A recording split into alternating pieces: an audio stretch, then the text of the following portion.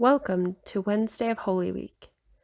This week I've been reading a book about the original Holy Week titled The Last Week, written by Marcus J. Borg and John Dominic Crossan. It is a day-to-day account of the week before Jesus' crucifixion. What struck me about Wednesday's account is the amount of waiting. Both the season of Lent and Advent are seasons intended to teach us about waiting.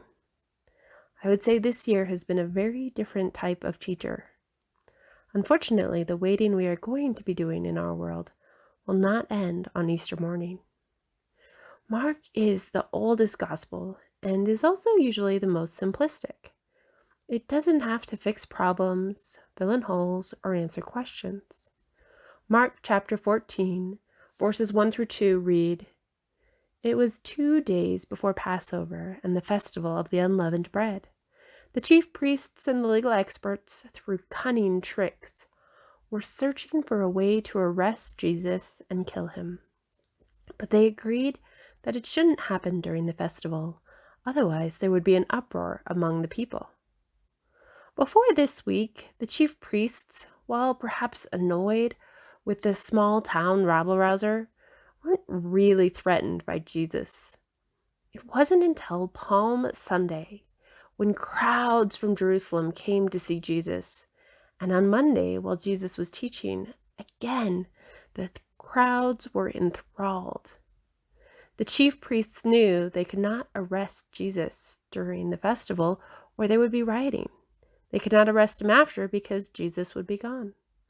The authors of The Last Week state the chief priest's dilemma like this.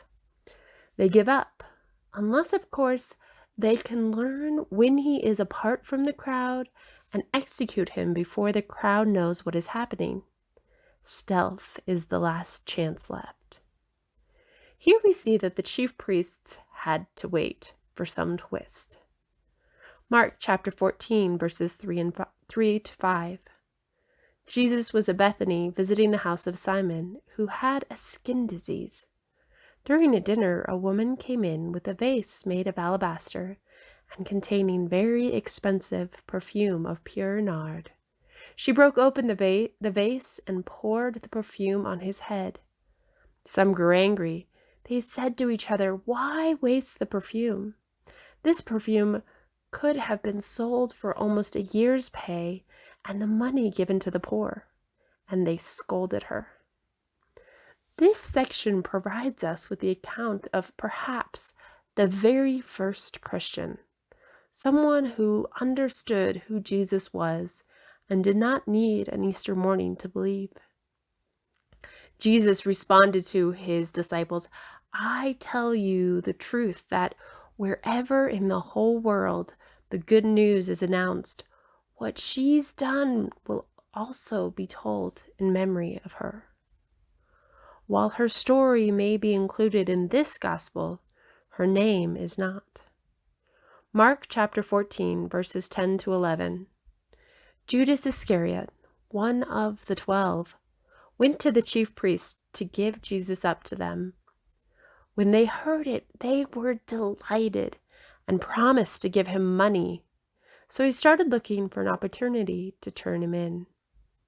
The author of this gospel gives us the need for a traitor, an unnamed woman anointing Jesus, and as a result of this anointing, the birth of a traitor. In the Gospel of Mark, Judas is just the first of the disciples to fail Jesus. On Sunday through Tuesday of Jesus' Holy Week, he confronts the oppressive foreign empire and the collaborating local religious leaders. On Wednesday, Jesus confronts his followers, those 12 that he selected. Crossan and Borg leave us with this thought. Like those first disciples, we would like to avoid the implications of this journey with Jesus. We would like its Holy Week conclusion to be about the interior rather than the exterior life, about heaven rather than earth, about the future rather than the present, and above all else, about religion safely and securely quarantined from politics.